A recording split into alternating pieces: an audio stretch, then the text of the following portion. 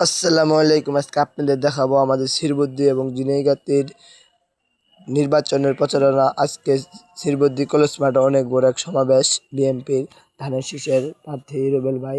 তার জন্য আজকে আপনাদেরকে আমরা দেখাবো। অনেক লোক হয়েছে, এত লোক এর আগে আমি জীবনে দেখি নাই। স্কুল মাঠে, কলেজ মাঠে প্রচুর পরিমাণ লোক হয়েছে। এর আগে এখনো লোক হয় নাই কখনো। আজকে আপনাদেরকে দেখাবো প্রচুর পরিমাণ লোকের পাশাপাশি পুরো বাংলাদেশে নির্বাচন হয়ে গেছে। এখন খালি শিরবুদ্দি এবং ঝিনাইগাতীতে নির্বাচন বাকি আছে। আগামী 9 তারিখে নির্বাচন আমাদের এখানে শুরু হবে। এখন আমাদের মিছিল নিয়ে আমাদের এই মাঠে প্রবেশ করতে হবে। আজকে আপনাদের দেখাবো অনেক লোক আমাদের কুড়িকাইনে থেকে একটা অনেক বড় মিছিল আনা হয়েছে এই মাঠে যাওয়ার জন্য, শিরবুদ্দি যাওয়ার জন্য।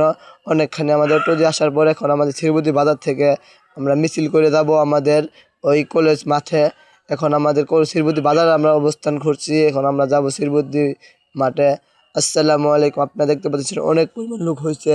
আমার এর আগে এখন এরকমভাবে একসাথে এতগুলো লোক